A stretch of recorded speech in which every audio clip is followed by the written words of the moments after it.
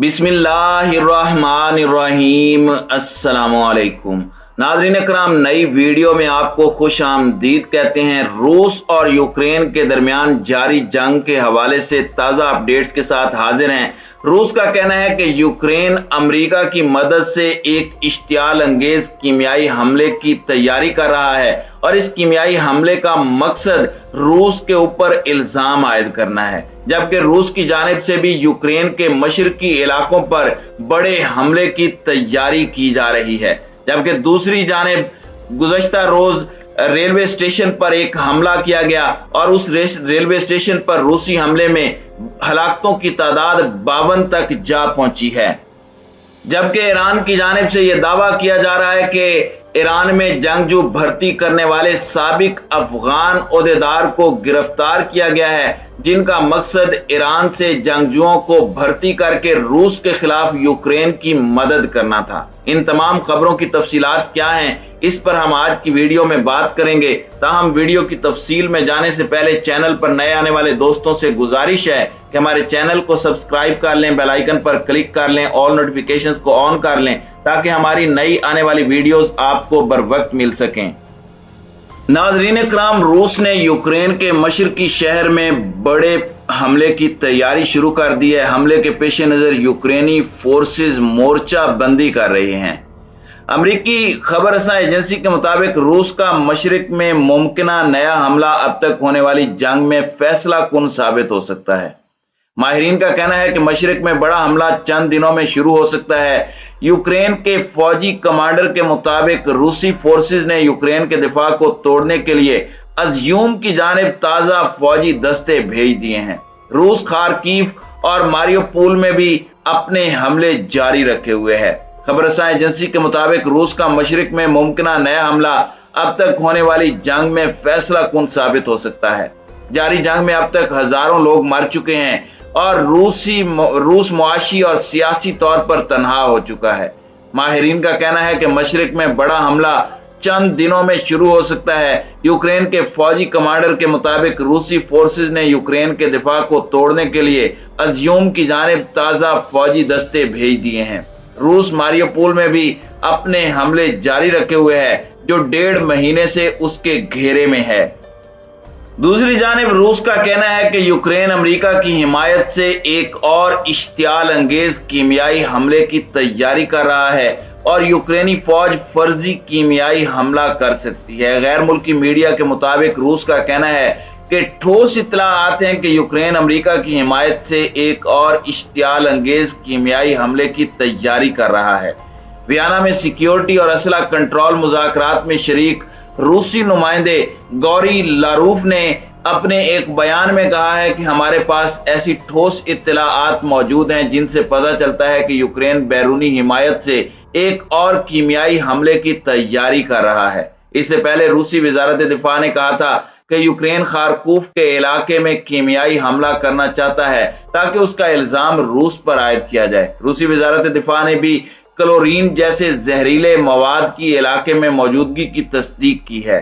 रूसी वजारत दिफा के तर्जुमान इगोर कंसाकूफ ने कहा है कि यूक्रेनी फोर्सेस ने खैम्ब्रून कॉम्प्लेक्स के अंबार से 120 टन क्लोरीन हासिल किया है। इससे कबल चेचन सदर रमजान कादरूफ भी यूक्रेनी फौज पर रिहायशी इलाकों के करीब सफेद फास्फोरस के हामिल बमों के इस्तेमाल का इल्जाम आयद कर चुके हैं।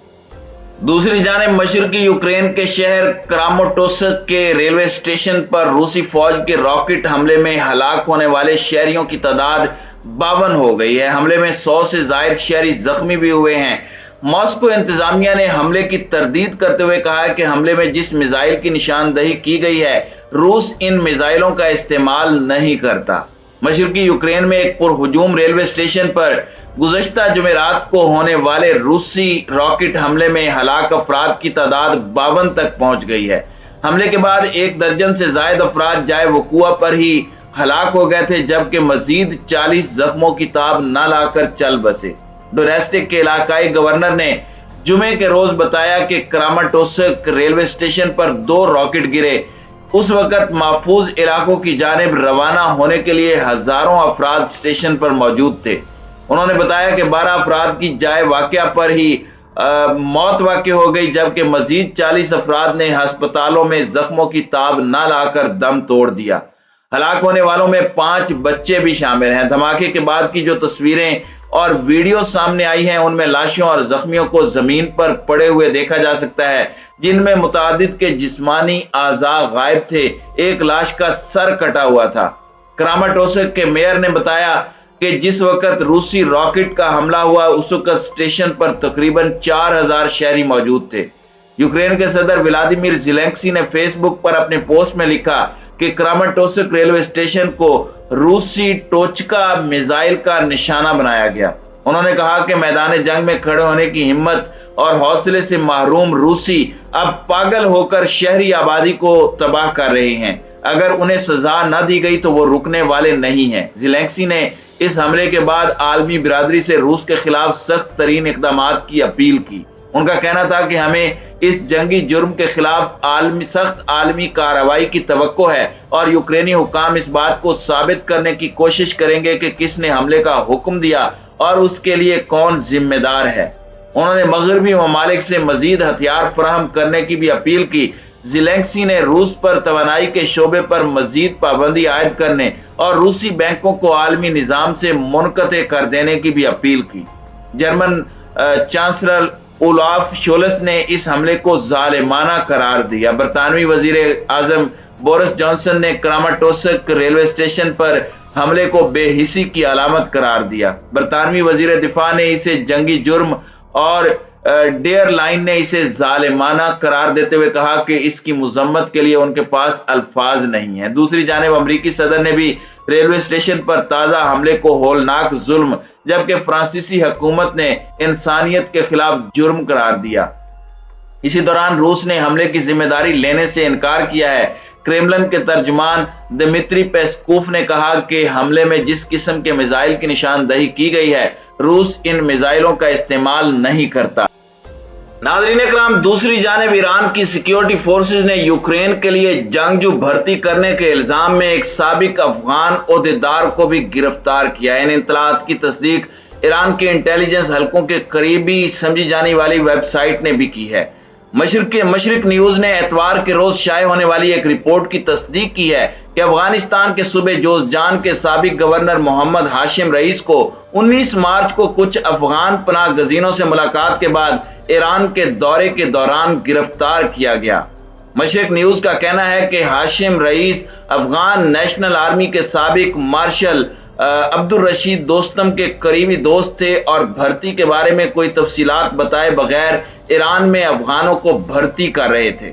تاہم ایک بے نام ذرائع کے حوالے سے بتایا گیا ہے کہ ہاشم رئیس کو ایرانی ریولوشنری گارڈز نے ہفتہ 19 مارچ کو تہران میں گرفتار کیا تھا اور وہ اب بھی جیل میں ہیں۔ وہ ایران میں مقیم افغانوں سے جنگجوؤں کی بھرتی کر کے انہیں روسیوں کے خلاف لڑنے کے لیے ایک یونٹ کے طور پر یوکرین بھیجنا چاہتے تھے۔